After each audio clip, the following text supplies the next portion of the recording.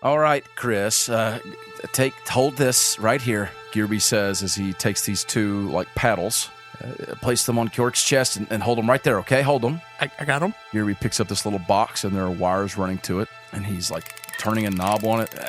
Rickety old thing, and he gives it a slap, and when he does, there's a jolt of electricity that goes into Kjork's chest. George, you awake. Ah!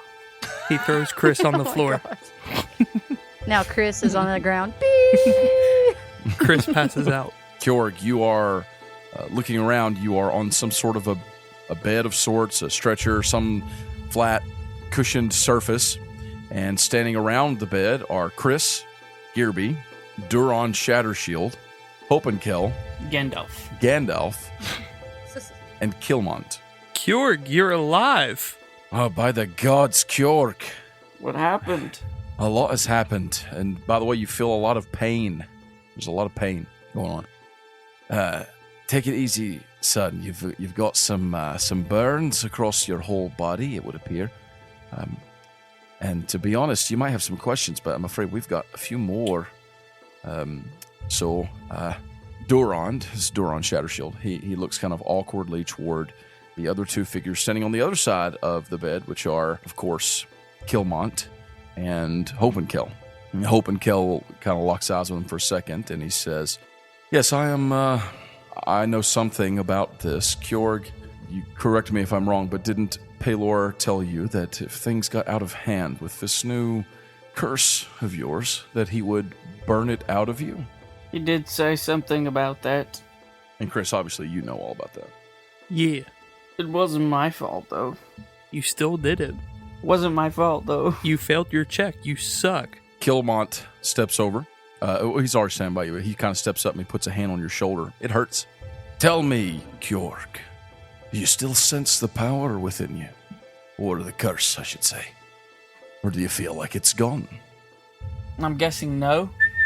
Well, you may or may not recall, but Nero actually taught you how to summon that power. Right. I remember that.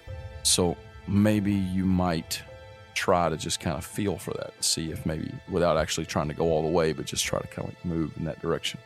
I'm going that direction. Okay, roll me a d20. D20. 13. Okay. You go to you sort of feel if you can sense that power still within you. And you can definitely feel that sort of raging fury coming up in your chest, that same sort of hot burning feeling, that same sensation that you have felt before. And you believe you could absolutely summon it right now if you wanted to. I could do it right now if I wanted to. I thought as much, said Hopenkel. Well, it would appear that Pelor's power did not quite, as he said, burn it out of you. It just burnt me instead. It did, but these burns... What a great guy. They will heal. They will heal. I mean, if it weren't for that power, we might have been forced to stop you, and I don't think it would have been easier. Yeah, you probably all would have got wrecked. I would have murked you. Or at the very least bitten, says Durand. A were-dragon. Would you all like to be were-dragons? There's a frantic but not too angry knock at the door. Hopenkel steps over to the side and opens the door, and you hear a voice, and then he kind of gets a little bit of a grin and opens the door, and Juniper comes moving in, awkwardly but also very quickly. Kjorg, are you okay? I'm fine. You are covered in burns. This is nothing. We've got some potions and things like that, don't we, Chris, that we're about ready to administer. Yes, I am now doctor. I am doctor. Some balms and salves. I am doctor. Medic. Yeah, some shots, things like that. So we're gonna be keeping a watch over him, but I think he's gonna be all right, aren't you, Kjork? And he slaps you on the shoulder. You take 14 bludgeoning damage. I cast Cure Wounds. You recover negative 15. Sorry about that. My bad. I forgot. He'll be all right. I'm sure Chris could probably make some artificial skin if I need it. Could you do that, Chris? Yeah, because that's what we should do the day before we die. Well, let's not. I mean, fight. Sorry. Chris, I understand your trepidation. What does that mean? Well, it means your reluctancy towards what you have to do. I believe we can all firmly now agree that whatever is coming on the last day of the Gauntlet from the Unchained, it is not going to be... It's not going to be good. Aye, you're right. It's, I believe that was the tiefling woman who cursed you or charmed you or whatever she did to you, Kjorg. How exactly did she do that? She put a spell on me. Yeah, I saw that. It was disgusting. She put her lips on my lips. She kissed you, and that's what did it. Well, Yeah, something like that. it's not good. Look, here's the thing. I don't know how she made it past the wards. There should have been wards to remove any sort of disguise magic. I don't understand how she did what she did. Yeah, I mean, there were definitely a lot of wards and protective spells in place. She's obviously a very skilled witch. That she is. And I can't say. I don't know who she is. We know of a tiefling who is working with... Can we speak clearly? He says, looking kind of around the room. And Kilmont just kind of closes his eyes and nods. Well, there is a tiefling woman who is serving with Sebastian Blackfire. Could be her. And if it is, then that will be a serious threat. She tells me her name is Alina Felot. She is very strong, obviously, and skilled. And there are a few of them. You all know there is the Goliath Grand. And there were, what, two more you told me, right, Kjorg? A dwarf, that woman, Right. and The Falcon. the falcon. Oh, right, yes, the Falcon. Speaking of the Falcon, where is Claren? I don't know. Well, what about Mogert? Where did she go?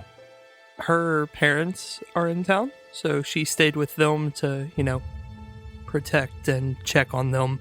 Well, look, here's the thing. It's late, and Kjorg needs his rest, but before we can leave you, Kjorg, we need to decide, what are we going to do about this gauntlet?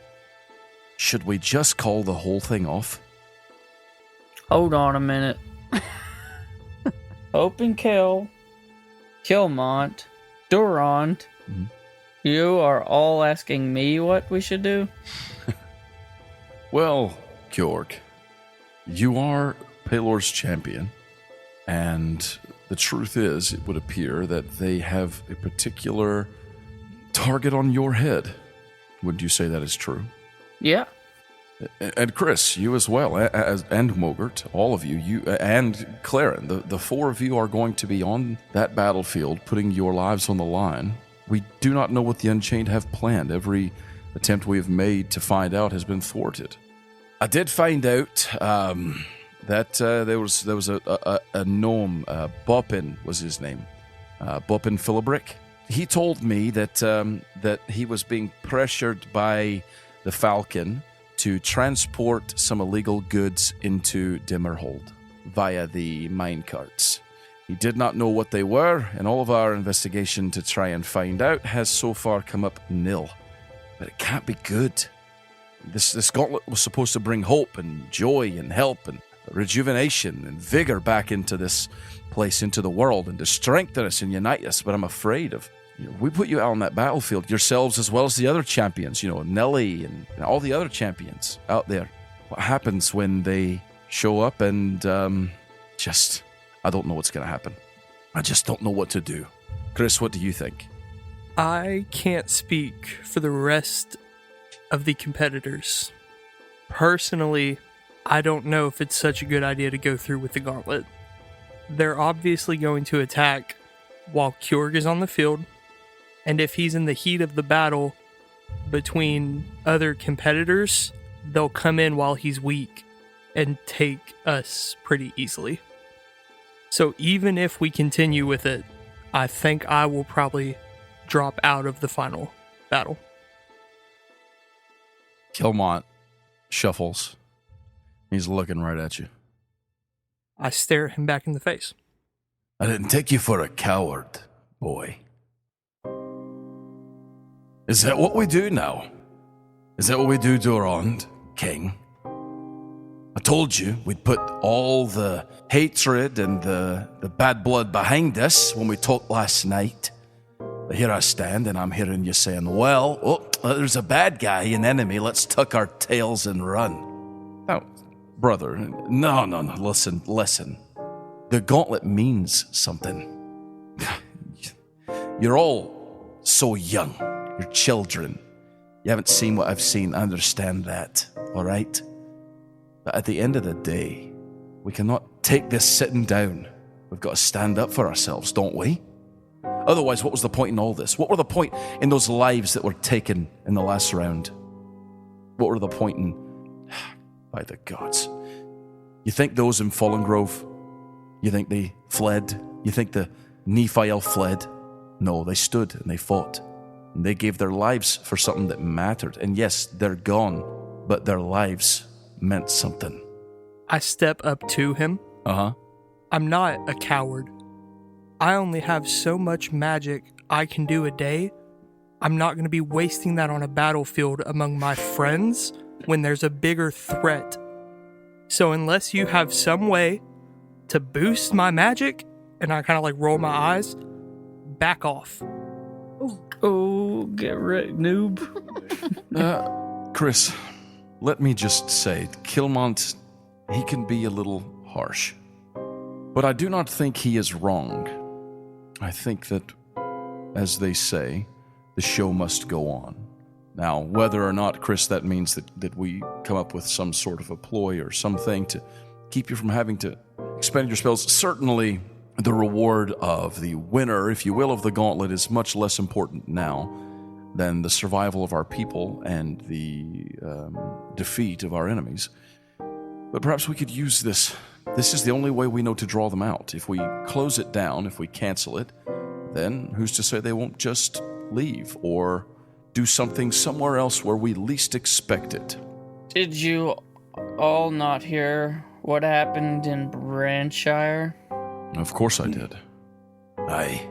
It was on a particular day in a specific place that seemed to be ancient or special. Right? So, is there any place like that here? Yeah, that place would be the lunar circlet where we are.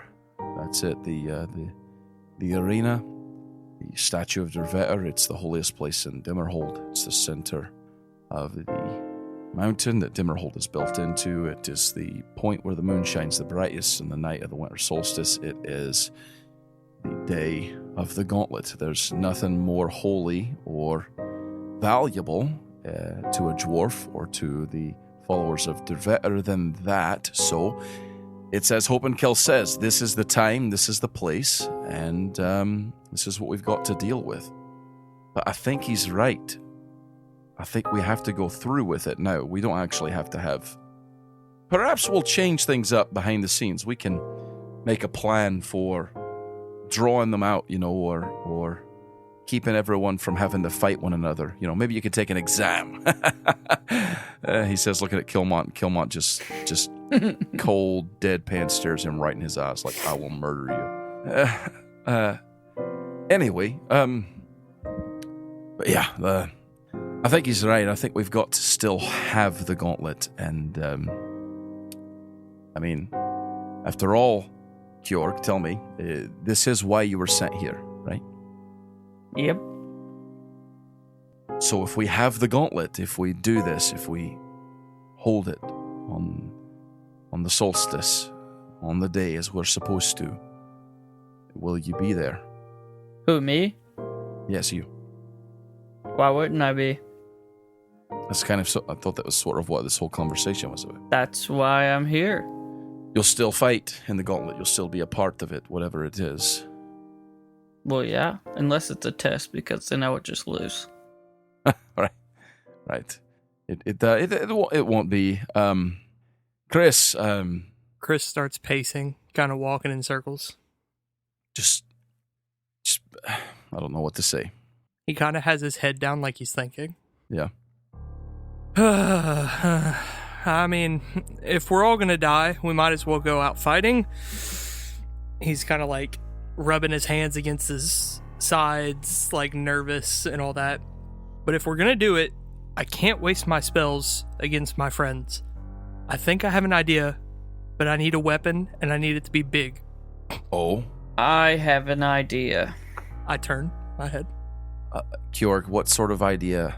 The ultimate way to find out who's the strongest fighter. All right, tell me what you're you were thinking. Going to tell me how I can get a big weapon. Have you ever watched Yu Yu Hakusho? Oh my gosh.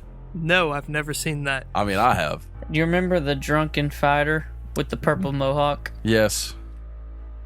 You remember how he challenges Yusuke after he kind of sobers up or whatever?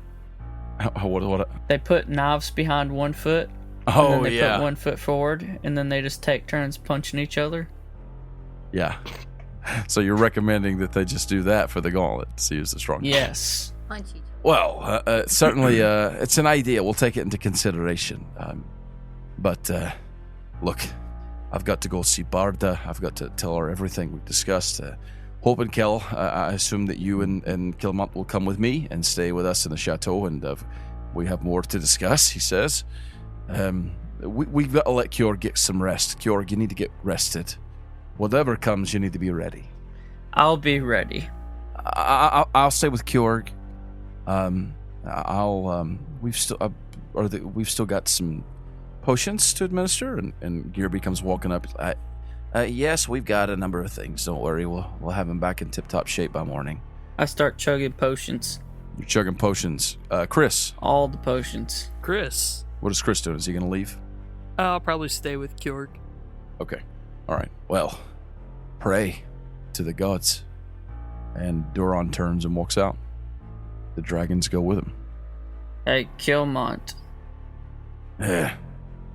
Try to get Dervetter here.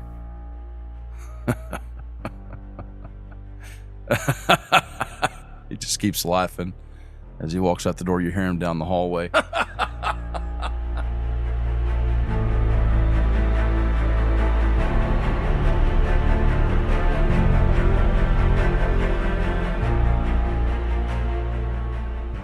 Margaret, did you go straight home? Straight back to the inn? Yep. You get back to the Waxing Way Inn. It's late. They took Kjorg into a separate room, and they told you it was going to be okay, and that everyone should just leave. So you left. Where'd you go? I ran back to the Waxing Way. Okay. You get back to the inn. It's like I said. It's late now. Like it's pretty late. There's still some people downstairs in the main area like usual, but your parents don't seem to be in there. You go up to the room looking for them. Yeah. You get up to the room. It's unlocked. You can go in. She just goes in. Just bust in. So she opens the door, Mm-hmm. and she's still in her outfit, and her hammer is in her hand. Yeah. And she's been running. Your dad looks up from a book that he's reading at a little table. He sees you standing there. Hello, Mogert. Is everything all right, dear? No, nothing is all right. What do you mean? What's Everything is not all right. come here. Kjorgi is... Mogert, he got- sit down. he Sit got down. Burn up in the middle of this... He pulls a chair over. He slides it. Sit, Mogert. Sit. Take a deep breath. Now tell me what's going on. They're attacking us already. Who is? The Unchained, the bad guys. I've told you about the bigger picture. No. Okay, maybe that was Gertie. No, you haven't told me anything. What sort of bigger picture? And we don't actually have to go through the whole story if you want to. We can just go like, blah, blah, blah, blah. I'll tell him. Yeah. You tell him everything you know? I tell Blah, blah, him blah. everything I know without saying what was chained will be Right. unleashed. By the time you're getting finished with that, your mom comes out of the bathroom area. She's been bathing. And he tells her kind of what's going on. And she comes and sits down beside you as well. And she's like nodding along because you've already told her a lot of this. And you told she was her at most the of this. table when Duron was talking to us. Yes. And she, like, you filled her in on a lot of stuff, but he just got here. So, Mogert, that's, girl, how'd you get yourself wrapped up in all this? I don't know. I just run into Kjorg. And, you know, to me, that was the fighter. That was what I wanted to be. And then we just went on this adventure, and now we're the fighters for the world. It's a lot. Yeah, I'd say it is. Well, Mogert, my dear, look, I know I told you that I'm very proud, and you know I am. I want you to know that you don't have to do this. You've got no responsibility to the world. How are you supposed to stand against these villains who plan to tear it all down brick by brick? You're an incredible fighter, but what makes it your responsibility?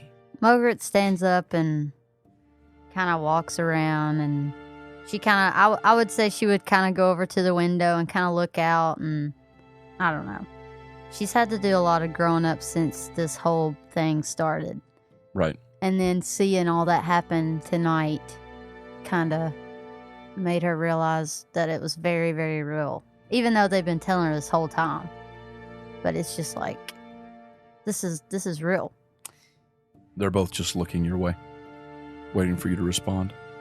Gertie was a great fighter, and she was known across the lands as this great fighter.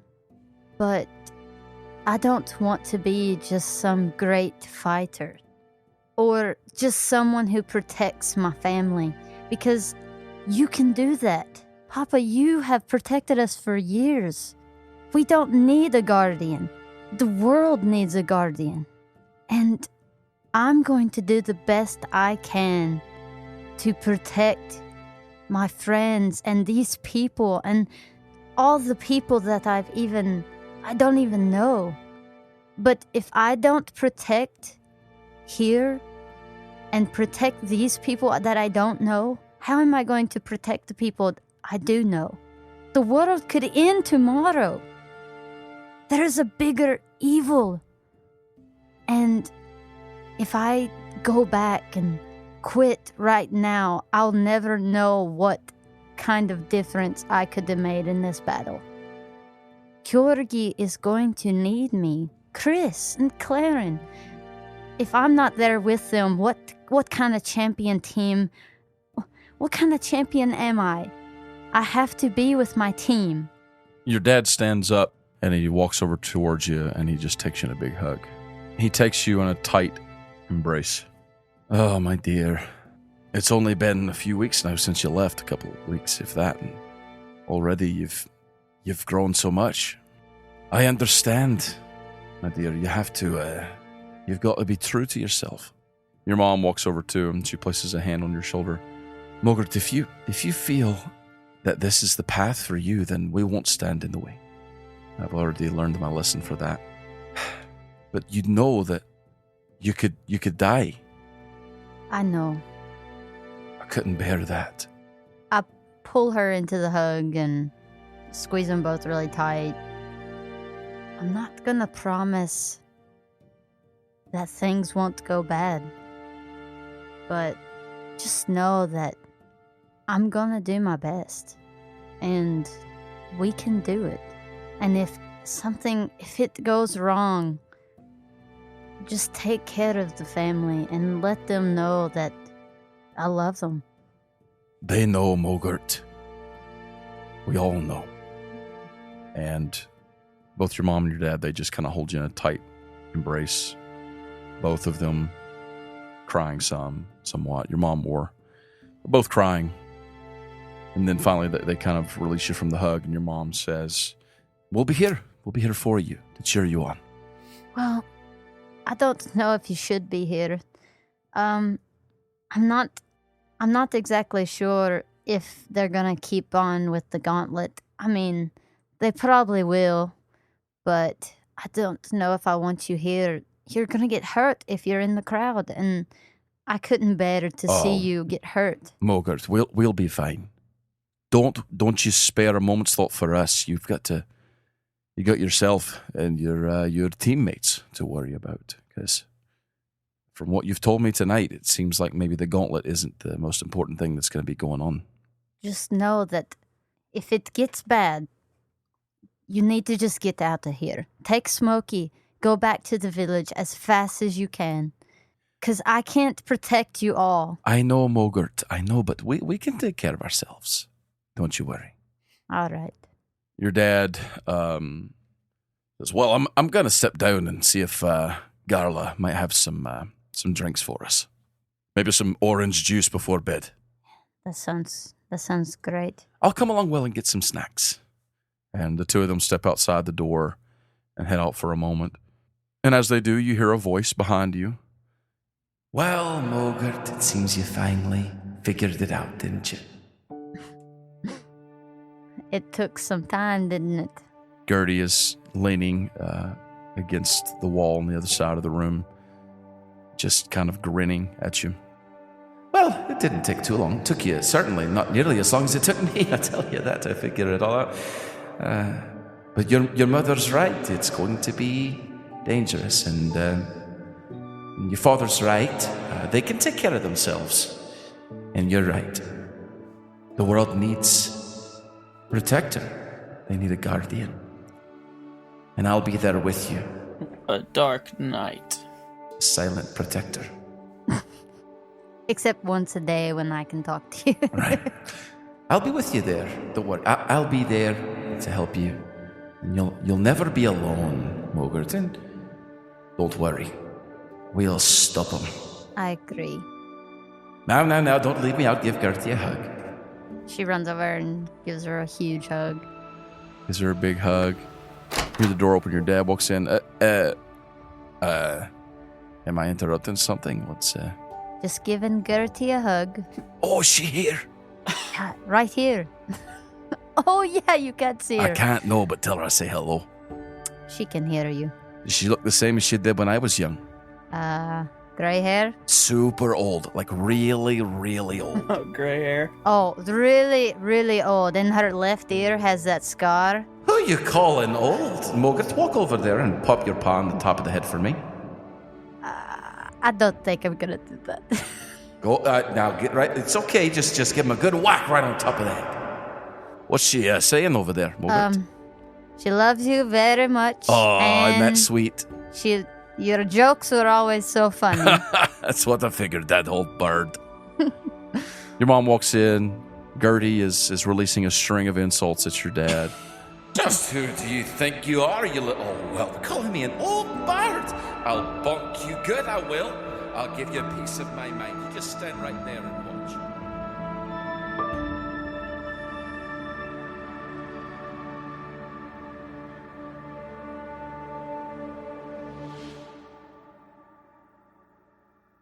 Deeper beneath the main level of the Moonlight Sanctuary, Claren, you are wandering around somewhere in Mine City.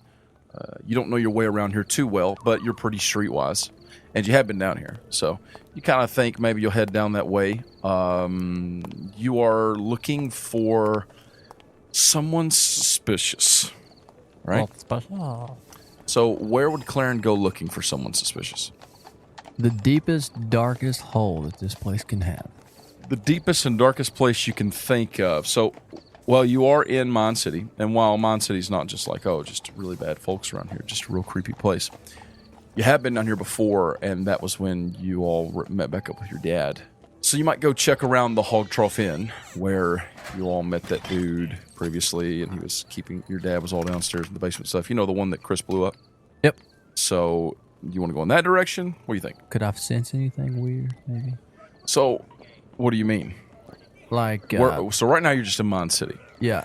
So, okay, then make me a check then. Let's go with, I guess let's just do perception. 9. 9 plus 9, so 18. Plus, oh, yeah, I forgot I got a plus 9. That's a pretty good perception. Pretty is. So yeah, you get the plus 9, and that's an 18. So with an 18. with that, you travel in the direction of the Hog Trough Inn. You remember the way. It takes you a little bit to get over there, and it is night. You do see along the way a number of folk who are out and about. Not a whole lot, but some. Like I said, it's a little dirtier, a little grungier down here than it is up top, as you're accustomed to, because, I mean, it's the mining town, so this just kind of fits the mold, you know? Yeah. You finally do reach the area where the Hog Trough Inn was. Oh, yeah, I forgot. It's in ashes. Yeah, now there are just sort of sooty, ruined remains of it. And there are some things put up to sort of like keep people away, like boards with messages like keep out and stuff like that. Medieval caution tape. Yeah, essentially caution tape, but not actually caution tape. Just saying condemned, you know. And you come up on it and you're looking around. It looks rough. It's caved in. The roof is caved into the place. It's very dark and just completely abandoned. Like it should be. Well, you look around, you kind of checking it out. There is one part of it, especially on the front side, is sort of where it seemed to cave in the most. But some of the rear structure is still held up pretty well. So you can make your way back behind there and look around, kind of check it out. Yeah. You do that, and with your perception check, as you are coming up around the back side of the Hog Trough Inn, you actually do see that most of the rear wall is still intact, and there is a door there. And while there's some like marking and things from the flames, the backside looks a whole lot better than the front side does. And the door is actually intact. There's like a rear door to the actual building. Yeah. And you go to the door and check it out. Yep. You fiddle with the lock, and it is locked. Okay. Which is interesting. Can I just walk through the gaping hole in the front? You can, but it does look structurally unsound. Oh, cool. Like it could Do I cave know in. if there's people in here or not? You have no idea. Oh. But you do know that this is where your dad and them had been meeting previously. Oh. Okay. So, it's locked. I can't open it. First, I'm going to look, see if there's like a window. You're a rogue, and a rogue is particularly good at picking locks. Oh, yeah. I've never had to use that. Let's do I was going to think that. Let's do that. Yeah, let's pick a lock. Okay. So I got lock picks? You do have lock picks. Do it. You have a lock pick set. What do I got to roll for that? So roll me a check, and this will be you'll use proficiency. So go ahead and roll me a d20. I'll tell you what you got. That's a 14. Okay, 14 plus 4 is 18, plus another 4 is 22. So you got a 22. Heck yeah, I got the door open. You easily open it. I mean, Yeah. it's a lock, but it's The not lock disintegrates. like a tight lock. But it is intact. It's very well kept. It's not damaged at all. You open the door, and the door is super heavy, and you realize that it's like a reinforced door. This door is. Nice. It's not made out of like just wood or anything. It's like a super heavy reinforced door. And you pull it open, and this is like the hallway. You remember this hallway, sort of. It doesn't look exactly the same as it did, but Yeah. this is the back of the hallway where you guys came out, where you went into the door into the basement. And beyond you, the ceiling is totally caved in. It is a mess up there. But it's dark. Okay. You Okay. can see okay in the dark. You're a half elf. You can see okay. Yeah. But you look up ahead, and you can see a faint light shining through a door. Nobody's here around me, so I'm going to go toward them and be like, pound it. You sneaking forward? Yeah. Okay, if you're sneaking, go ahead and give me a stealth check. That's a 7. 7 plus your stealth is a 12, so that's a 20. No. My stealth is 12? Yeah. So that's Holy Lord. So that's a 19. I did. That's like your whole jam. I knew that. I just didn't know it was that high. You don't seem to have gotten the notice of anyone, so you step inside the hall, and you're moving very quietly, and you see the light shining, and you look down, and you see it's actually the basement. Oh, no. The one that you guys were in before. The wooden steps are gone. They seem to... Wait, how is it still there? What? The basement. We set that joker aflame. You did. It exploded. Well, you look down in the basement. First of all, it smells heavily of smoke in here. It's not anywhere anyone would ever go. Like, it reeks. And the wooden steps that led down to the basement are now gone.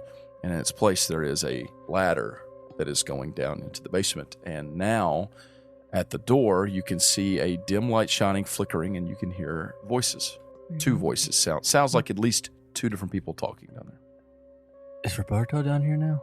You want to slip down there? What do you do? Well, yeah, I'm going. Okay. Let's get it. We'll piggyback off that same stealth check for this one. Okay. You make your way quietly down this ladder. Okay. And you kind of like do a little slide. I forgot I'm in all black too. That helps. Yeah, it does. You're roguing it up. Hooded and everything. Let's get it, Batman. Come inside, and down here, most of what was down here is destroyed. You know, there were all these shelves lined with things. There are just like piles of junk and ashes where things burn up down here. The floor is stone, and the walls are stone. Mm-hmm. And so you see like black soot on them, but you also see a path has been kind of cleared with stuff piled up in spots forward and ahead, and you can see light flickering up ahead. And you sneak forward, you kind of hunker down behind something. What do you do? Coming toward me, ish. You say no one's coming towards you. Someone over on the other side, and there's like piles of stuff between you and them. You want to try and get closer to them quietly? Yeah, let's do this snake style. You sneak forward under your cardboard box. No, I'm just kidding. You go forward, kind of hugging against these like dark piles of refuse. And you do hear a couple of voices up ahead, just like whispering to each other. So everything is good. Everything is in place. Everything is good. You sure everything is lined up? And there's like this. You see this guy that's talking. He looks like a little squirrely dude. Like he's very thin. He seems like very nervous and kind of twitchy. And then there is an old man that he's talking to, and the old man, he's kind of heavy set. He's got like a big handlebar mustache, and you can see he's a dwarf. Like he's got a long beard and a huge mustache, heavy set, short. Oh yes, I'm telling you, everything is fine. We've taken care of it. You can tell your superiors or whatever that everything is exactly how they want it, and just send their payment, and hopefully this will conclude our business together. And the squirrely little guy kind of like scratches like almost like a dog, like behind his ear. Yeah. Everything be taken care of. Just make sure that you don't tell a soul, or like we told you, we know where you live. You know, we know about your kids, all that stuff. The people you don't want to make my people. You don't want to make my superiors. You don't want to make them angry. You understand? And you see this old dwarf, like furrowed brow, and he's like, "Laddie, I'm telling you, I've done everything you've asked. Now, let's conclude this business." And he turns and starts walking away from him. He's walking like not in your direction. He's kind of going to walk past you. Yeah. Do you let him go? Do you stop him?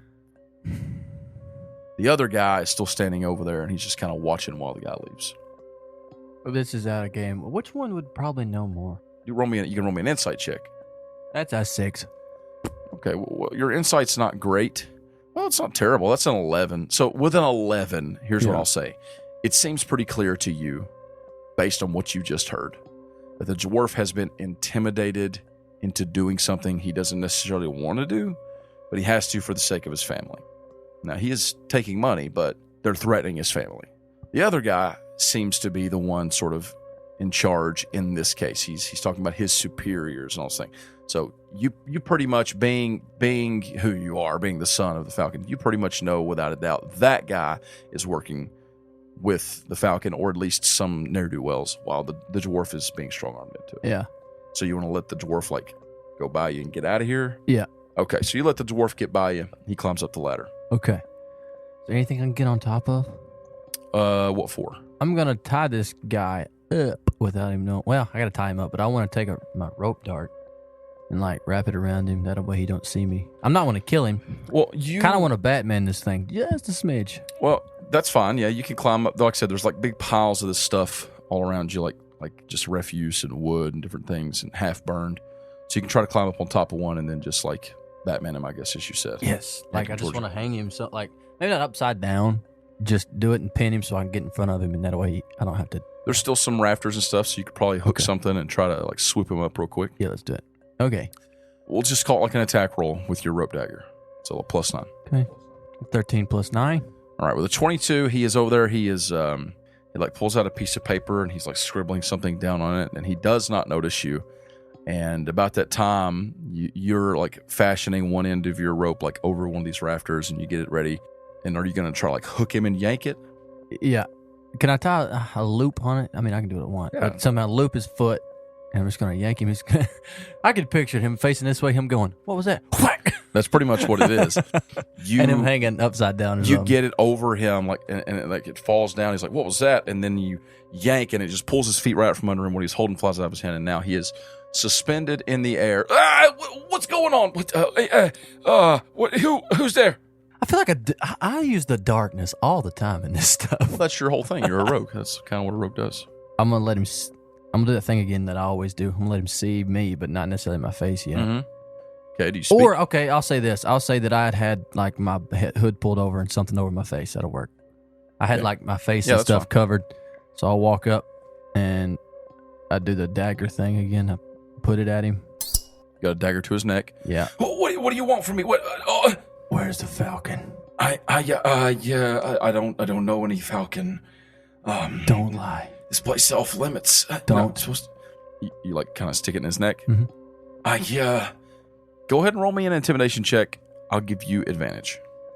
That's a 17. It's a 20 total. Wow, he rolled pretty high too, but you still got him. Awesome. Don't play with me. I'm not in the mood. He senses your seriousness. Look, if you know the falcon, are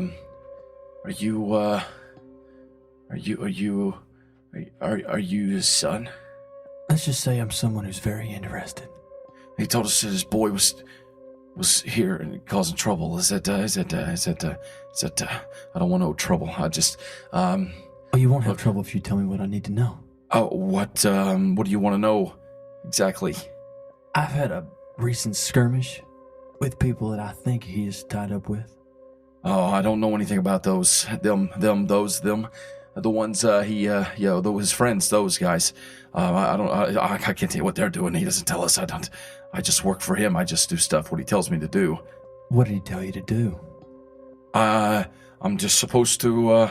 I was supposed to meet with the guy you saw here. I don't usually do this sort of stuff. I'm just trying to get up in the world. I'm supposed to meet and make sure that the goods were in place. That's all he told me. The goods are in place.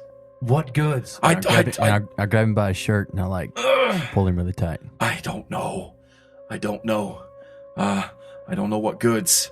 I just know there was a blacksmith, the dwarf that was in here just a minute ago. He's supposed to put some goods, take some goods to someone, and then someone else is supposed to do something with them. He didn't tell me what they were. I swear it. Where is he now? The Falcon. The Falcon? Yeah. No one's seen him in a day or two. We just get correspondences. Do you know what they're trying to do? I don't, but I know it's going to go down tomorrow. Everything, it's all about the gauntlet. It's all about the end of the gauntlet. So it's all going to go down tomorrow. What about the end of the gauntlet? It's all about the last day of the gauntlet. It's it. That's it. This is it. What's it? What we've been here for. We came for the gauntlet. We've. As he's talking, Uh-huh. I get fed up with this walking around stuff they all have been doing to me, Uh-huh. and I punch him dead square in the torso as hard as I can. I'm telling. Stop playing games. It's time I know answers. Something bad. Something big. So I don't know. Something. His friends. Where'd you learn to punch like that? Yeah. The Falcon and his friends are gonna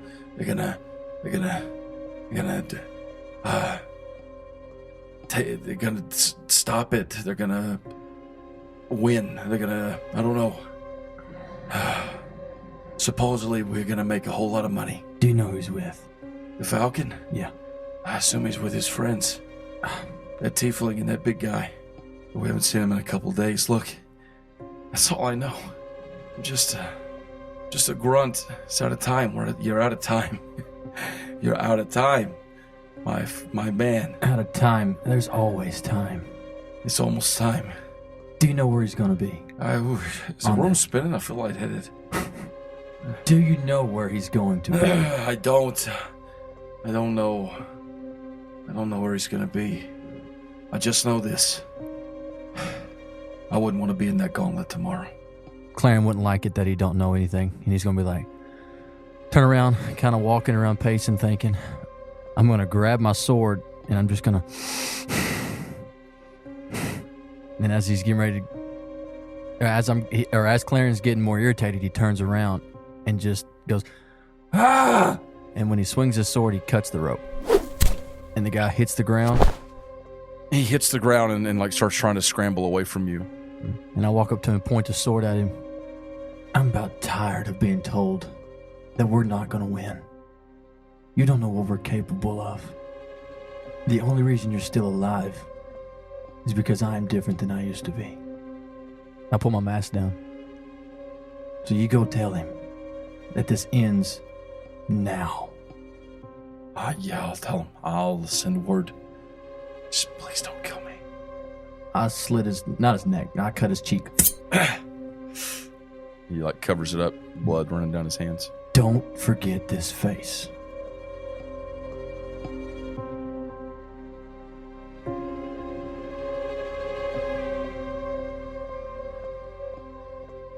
After a good night's rest of healing, Kjorg, you and Chris have finally made your way back out from the healing quarters where they kept you overnight. You all had some business to finish, to attend to, and finally, you've made your way back to the Waxing Way Inn, where Mogert has also been with her family, and you enter the doors. You're here, Kjorg, Chris. Kjorg, you are recovering. Feeling a lot better. They did some pretty serious healing on you, but you do feel very tired, and you're hoping that tomorrow you will feel rejuvenated. As you step into the Waxing Way Inn, and it is the same warm and comforting environment it has been now for these last couple of weeks that you've been staying here. And you come into the inn, and Garla sees you. She waves to you all as she goes to help another table. Do the two of you grab a table to get some supper? Yes. You're Of course. You come in and sit down. Mogert, around the time they come in and sit down, you come down as well, and you spot them there. Kjorge, Chris. What's up? Oh, dude. We're getting some supper. What time of the day is it? Night. It's 9:30. The time is night. You're gonna eat food this late? Yeah, I haven't eaten in 2 hours. Can't you see he's withering away? Look at this man. He's starving. Oh. Well, I guess I could go for a glass of orange juice or something. At the time, Claren, you come inside the inn, and you see your friends over there. Claren, What's up? would you like to join us for one last meal? Wow. Oh, yeah, sure, why not? That's a little... On the nose? No, it's more a little dark. We're supposed to be confident.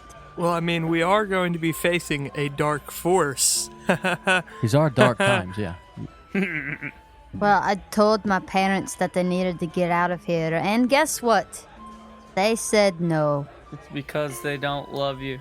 Well, it's more because they do love me. Oh. But That's how that works. I can't. I don't need to cry anymore. I think we need to, prepare for the absolute worst. Or the absolute best. What are you talking about? At least that's what one of the Falcons dudes told me. You don't even remember? Yeah, he didn't tell me his name. I don't. He just told me that the Falcons got something big planned. The Falcon has something planned? Yeah. I don't know what. For who? And I don't know if it's the Falcon or who he's working for. I don't know, but it ain't going to be good. That's all I know. How do you know? What does he have planned? I would tell you if I knew, Kjorg. He just told you things are happening.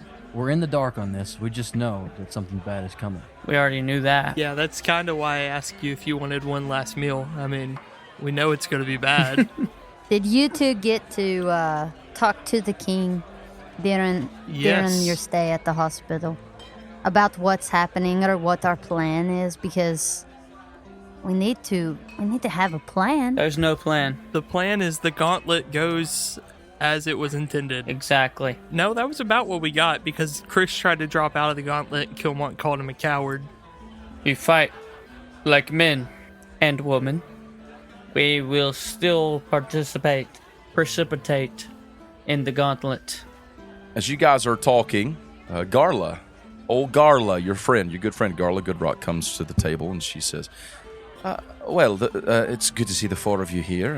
Are you all getting excited about tomorrow? No. I've never been so Mogert excited. You have no idea. Mogert just downs orange juice.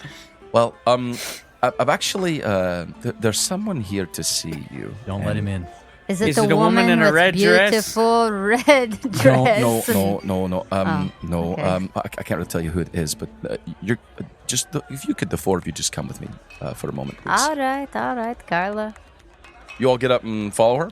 Sure. She leads you into the back room. Very, very like Yes. concerned. Like I just follow her. She leads you back behind like the bar area and into the back room where the like kitchens and all this. And she actually takes you into like what looks like a storage room. You walk in, there's a lot of shelves and things. She waits for you all to come into the room, and then she looks out in the hall and then closes the door. And stepping out from behind one of the shelves is a figure wearing a hood, obviously trying to conceal their identity. And she pulls back the hood, and it is Queen Barda. My lady. No need for that. Sorry about all of the deception. I just, there's just a lot going on, and for safety reasons, it was better that no one knew I was here. But I came to see the four of you. So I've been speaking with Durand, and in light of everything that's been going on, we realize that it is the four of you whom the gods have put in this place for us. With Kjorg as, of course, Palor's champion. But more than that, I believe there is a divine will at work in bringing the four of you together. And while I won't help you with the gauntlet, I've decided I would like to help you with whatever danger is facing us.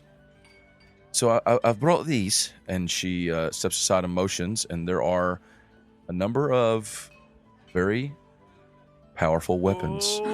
Oh, yeah. I like powerful weapons. Like I said, I can't give you these for the gauntlet.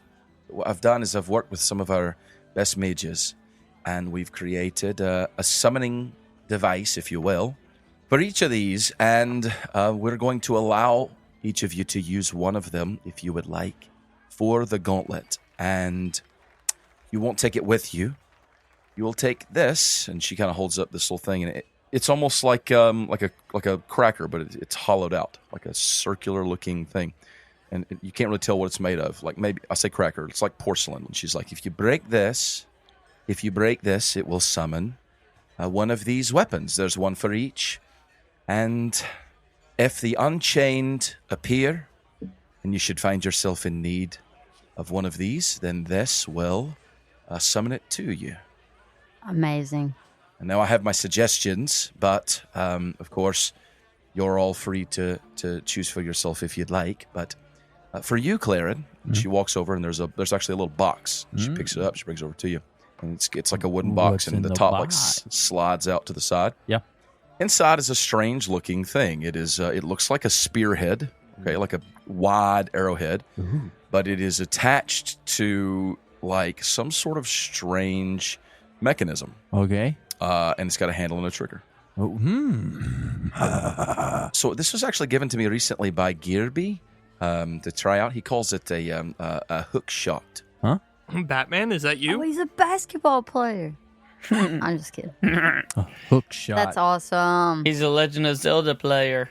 Well, Okay. if you take this, and she gets out, she answers to you, she says, and if you point it over there at that wall and pull the trigger, it shoots out very, very fast, sticks into the wall, and there's a chain connected to it, and it quickly tightens. Now pull the other trigger. There's two. There's a second trigger. It yanks you toward it. Oh my drags you gosh, you're across the room. Batman. So you can summon this to the battlefield, Ooh. and hopefully it'll be of some use to you. Mm-hmm. Oh yeah. Thank you. That's awesome. Mogert. Oh, I'm ready. I got Sting, baby. She pulls over a long box. It's like probably 5 feet long. and I don't know, about a foot and a half, 2 feet wide. But it actually looks like a really, really fancy, like nice. It doesn't look like just a wooden box been made.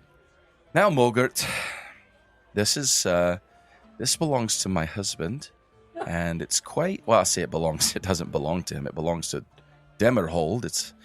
But he's carried it for many years when he was out and about. You're about to get the king's weapon.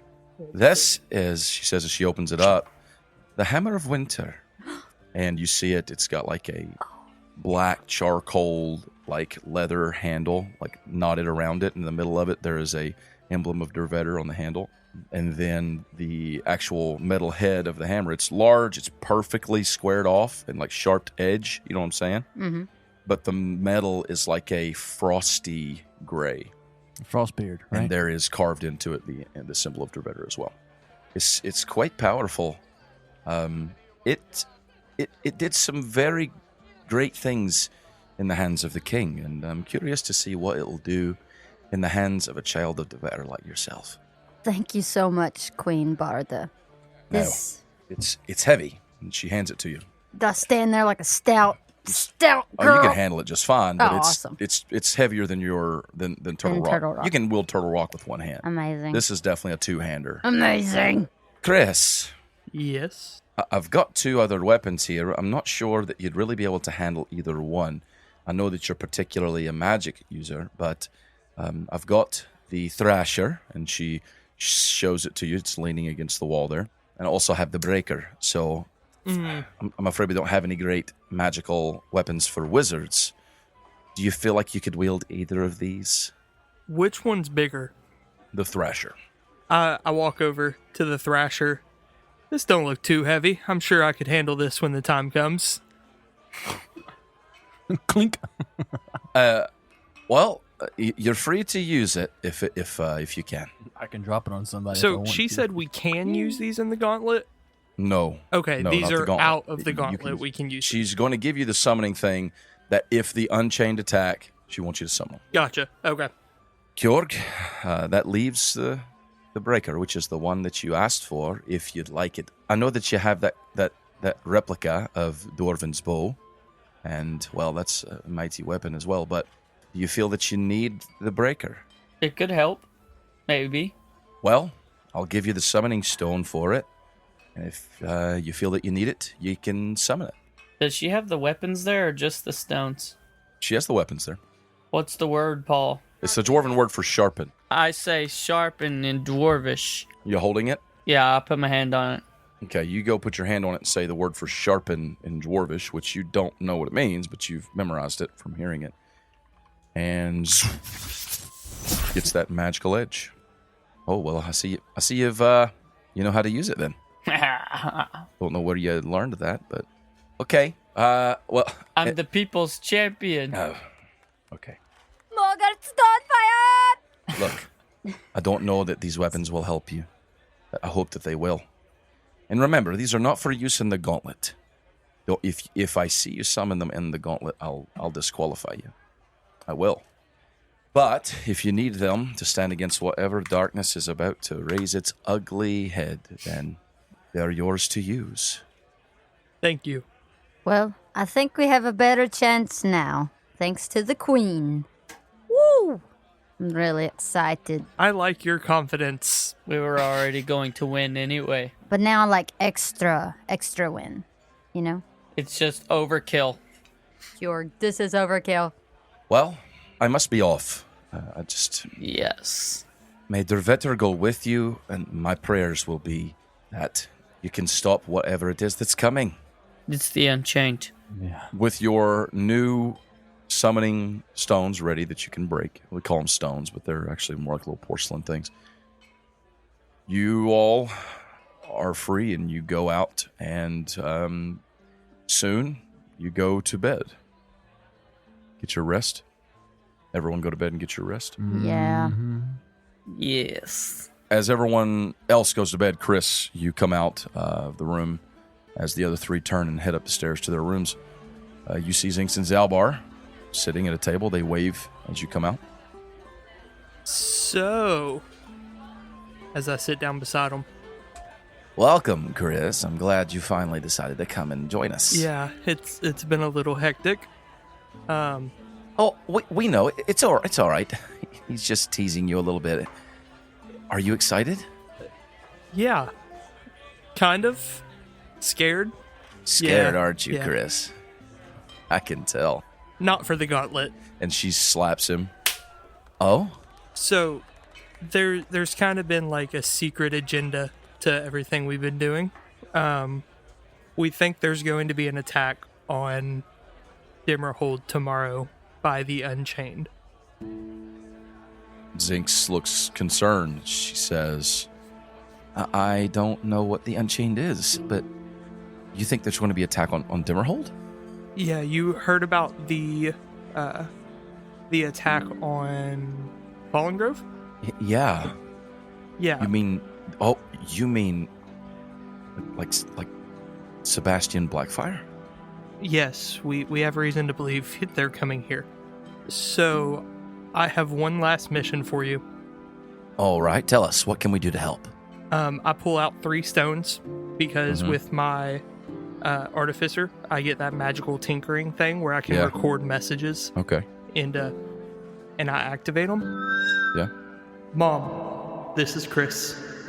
Tomorrow we fight the biggest fight that I think I've ever had to deal with. And I just want you to know that if I don't make it back, I love you. Oh my gosh. Oh no, Chris. And they kind of like dim, and I place the stones in Zink's hands. Yeah. I need you to make sure these get back to my mom in case I don't. Oh my God, Zach. Do not come back to Dimmerhold. Zinx her eyes are filled with tears. And Zalbar, his mouth is just kind of agape, a little open. Chris, you should leave with us. Let's get out of here. I can't. You don't owe these people anything. They have turned me into who I am. I owe them my life, Zinx and Zalbar. You have to leave. Zinx jumps up and she hugs you tightly around the neck. I hug her back, and I pull Zalbar in with us. He is reluctant at first, but then he gives in and he hugs you. Zinx pulls back. She gives you a little kiss on the cheek, just affectionately. Not anything weird.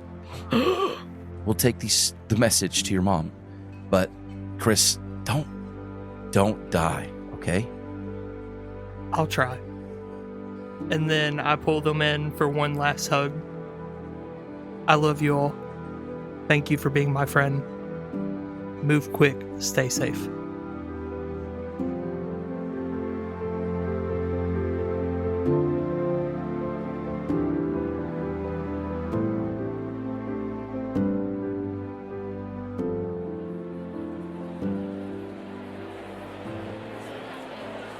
The sun rises, and the bright light shines down through the crystal ceiling over all of Dimmerhold. Men, women, elves, dwarves, gnomes, dragonborn, tieflings, half-orcs, halflings, people from all across Manumi have gathered together to this place. They've come to the city of the dwarves, where their door is always open, their hearth is always glowing, and they have gathered and overwhelmingly filled the seats of the arena of the Gauntlet of the Moon. 2 weeks have passed since this journey, this trial of the Gauntlet began. All the tryouts, all the battles, and now the final day has arrived. And with the dawning of the sun, it is the day of the winter solstice. The arena is filled, but there's a sort of calm whisper over the place. People are talking, but quietly, nervously, anxiously, excitedly waiting for whatever is about to happen. There's an increase in soldiers, warriors, dwarves all around the place, dressed in the regal garb of the guards of Dimmerhold, bearing on their chests the marks of Dervedder, as well as the 3 royal houses of Dimmerhold, the Shattershield clan, the Hammerheart clan, and the Frostbeard clan. As time passes and the hour from the beginning of the final trial, the final day of the Gauntlet has both come and has gone, suddenly Out in the center of the great battlefield, the arena, out steps a figure onto the platform, the great stone platform surrounding the gigantic regal statue of Dervetter and now Atonia. As King Durand Shattershield steps forward before the great statue, the stadium comes to a hush, and he begins to speak. Friends, neighbors, countrymen, welcome to the final day of the Gauntlet of the Moon. Today is the winter solstice, the holiest day in all of Manumi for the dwarves and those who honor and serve and worship our god, Dervetter, the god of the mountain, the god of the dwarves. It is he who gives us life, and it is he who we honor today. And we honor not only him, but also his servant, the great Kilmont, the Unforgiving, that ancient and powerful dragon who, under the tutelage of Dervetter, taught us everything that we know about life, about dwarvenhood, and about the Gauntlet of the Moon. Today, we have 12 remaining contestants. And as he says that, out of the doors around the arena step the 12 contestants. Kjorg, Mogert, Chris, Claren, as well as the others who you have now had time to get to know. Nellie Tillywink, Ogrim, Sorin, Brazul Stouthammer, Wisp the Dragonborn, Tyrus Colmary, Drake O'Kelly, and of course, your friend, Roberto. You all step forward now in front of him, fanned out like you've been instructed, facing the crowds. These 12 contestants today will give it everything they have, and when they are done, only one shall reign as the true champion of the Gauntlet of the Moon.